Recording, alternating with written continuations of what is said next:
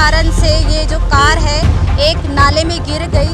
ये 11:30 बजे करीब रात के 11:30 बजे। क्या कारण रहा होगा इस हादसे? लेकिन लापरवाही जो है ये नाले के वजह से है, ना तो इसमें ग्रीन है, ना कोई दीवार है, ना कोई जालिया है। अगर ये होती तो ये हादसा नहीं। ये इनकी नकल पे अकल नहीं चल रही लोगों की। हम गरीब आदमी बच्चे पाले या रोए थे क्या? मेरे जैसे गरीब का बच्चा होता तो क्या होता? ट्रिपल इंजन की सरकार है, ये कहा जा रहा है, चमक रहा है। अगर इन्होंने 10 बार इंजन ऑन लगा दिया फिर भी काम नहीं होगा इन पे। आज अगर फरीदाबाद का नाम लिया जाता है, कहीं कोई रिश्तेदार या हमारे कोई जान पहचान के लोग जब आते हैं तो वो ये कहते हैं कि भाई आपका फरीदाबाद बहुत ज़्यादा गंदा है।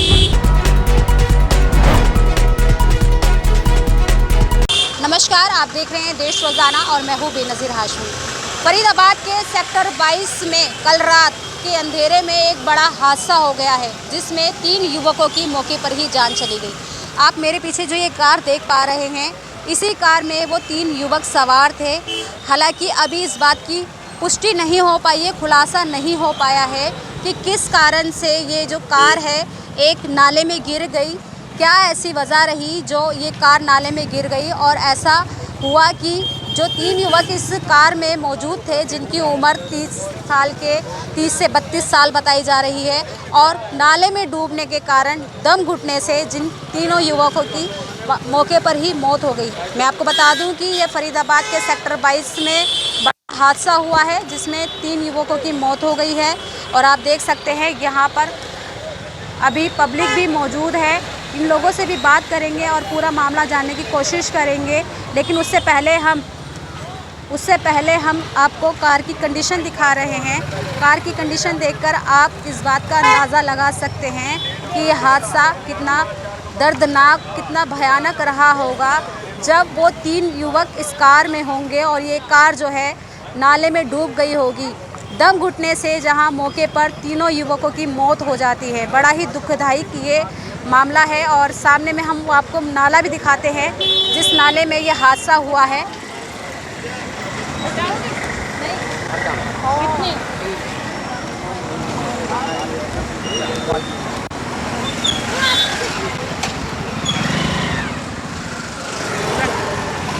यही वो नाला है जिस नाले में अचानक कार गिर जाती है और कार गिरने से 3 युवक की मौत हो जाती है।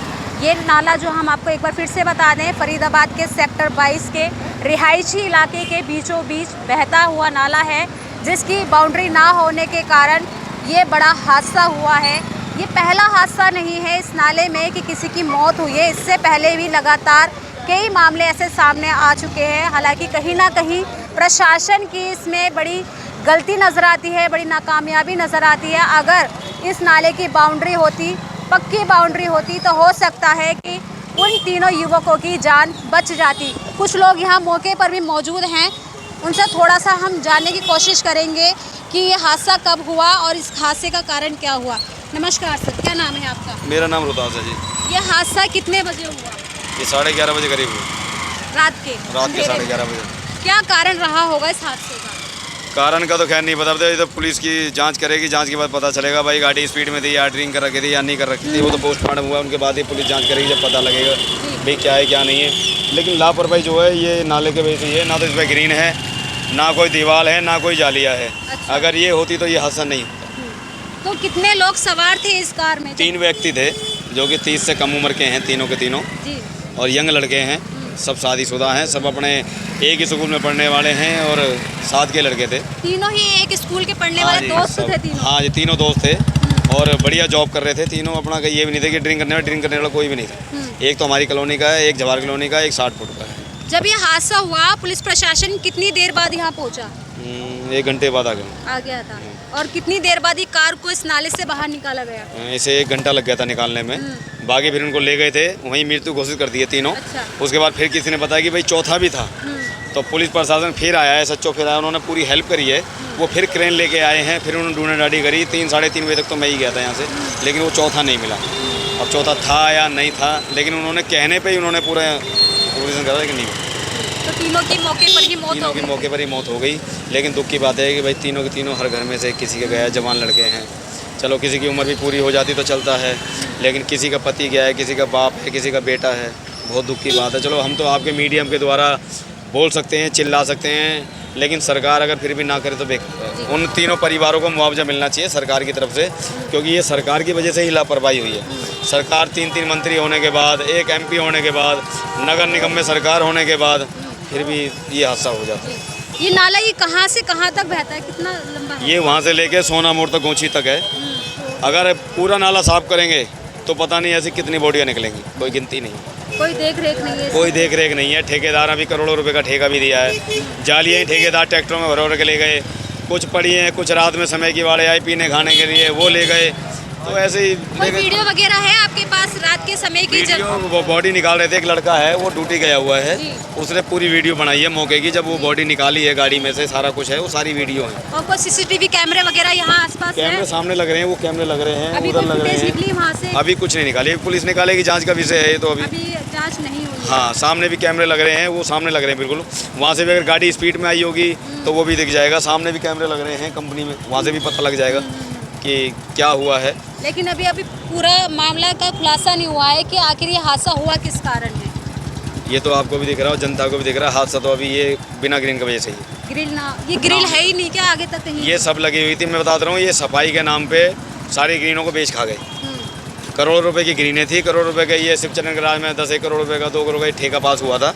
उन्हीं के राज में ही ये नाला बना था और उन्होंने ही बना कर था। अब जब से ये सरकार आई है, विधायक जी बने हैं, यहाँ के पार्षद बने हैं, अब कोई देखने भी नहीं आता कि नाले में हो क्या रहा है। अब कितनी मौतें हो गई, विधायक जी को नहीं पता। अब ये पार्षद यहाँ के मूलचंद शर्मा जी, अब यहाँ के पार्षद हैं जो ज्ञानेंद्र भारद्वाज, उनकी संगीता भारद्वाज पार्षद हैं, उनकी वाइफ, पत्नी पार्षद बोले, पति पार्षद। उनको भी पता है यहाँ कितनी मौतें हो गई हैं और उनके सामने हुई है। उनको भी ये 2 महीने पहले बता दिया गया था कि यहाँ बाउंड्री करवा दीजिए 3-3 फुट की, जो कि 9 इंच की दीवार हो जाए, कोई बचाव हो जाएगा। लेकिन नहीं, उनका पेड़ लगवा दिए हैं। ये पेड़ लगवाने में इनसे क्या बचाव होगा? जब बारिश होती होगी तो ये तो और ऊपर हो ये तो जाता दिखता ही नहीं है जी, ये तो दिखेगा ही नहीं नाला यहाँ है भी या नहीं है। पानी सड़कों पे आ जाता होगा। कुछ नहीं पता, ऐसे ही तो मरते हैं लोग। नाला दिखेगा ही नहीं, नाला है या नहीं है। यहाँ तक पानी आता है, गलती से कोई अनजान आदमी को नहीं आ गया तो घुस जाएगा, वैसे ही खत्म। फिर वो 10-12 दिन बाद फूल के निकलता है, जब भाई यहाँ बॉडी पड़ी है जी, ये आ जाओ। ये हमारे पूरे पार्षद हैं, रहे हैं, मेयर भी रहे हैं हमारे मामला जी। इनके यहाँ भी खूब इनके टाइम पे ये नाला बना है। इन्होंने जो काम करा दिए, इनकी नकल पे अकल नहीं चल रही लोगों की। अब गरीब आदमी बच्चे पाले या रोए जे, क्या मेरे जैसे गरीब का बच्चा होता तो क्या होता? हेलो, मैं बच्चा यूपी तो में जाता बच्चा, ये चाहे वो गरीब का हो चाहे वो अमीर का हो, जिसका जाता है उसका देखो जी, सीधी बात है। हमारे जब बाबला जी थे ना, जहाँ खरंजा नहीं था वहाँ खरंजा RCC करा दी।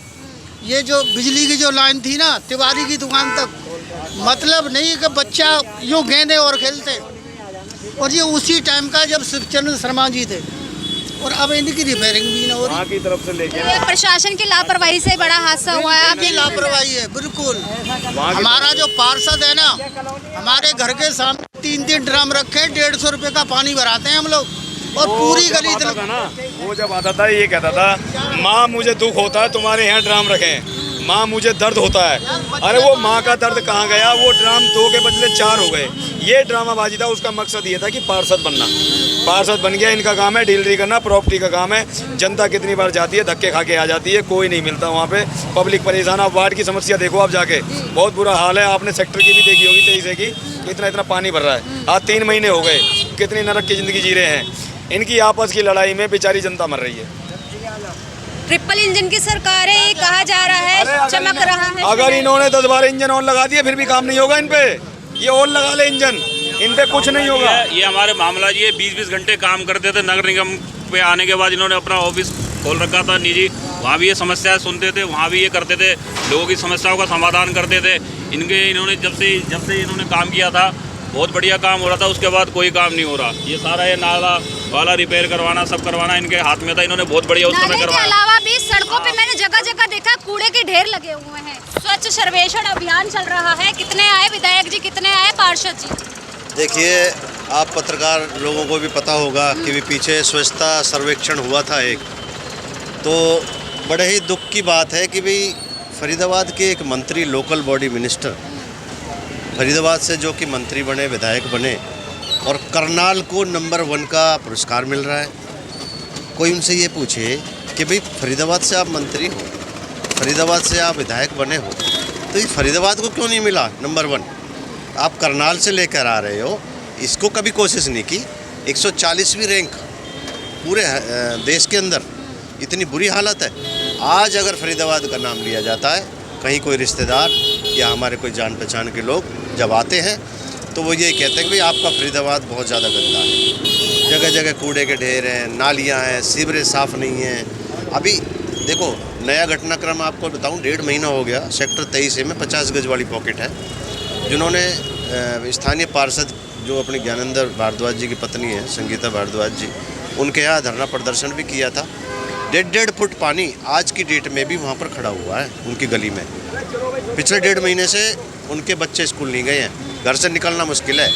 वो चप्पल पहन के जाते हैं यहाँ से, जूते अपने जब ऑफिस जाते हैं तो जूते गाड़ियों में रख के जाते हैं। इतनी नरक वाली अवस्था है। ट्रिपल इंजन जब यहाँ इलेक्शन के टाइम आए होंगे, वोट मांगने आए होंगे, तब तो आप लोगों से वादा किया होगा। ये तो आपको पता ही है इनके वादों की। तब तो ये कहते हैं कि भाई इसको कनॉट प्लेस बना देंगे, हमें जिता दो बस एक बार, लेकिन जब जीत के चले जाते हैं ना उसके बाद घर बैठ जाते हैं।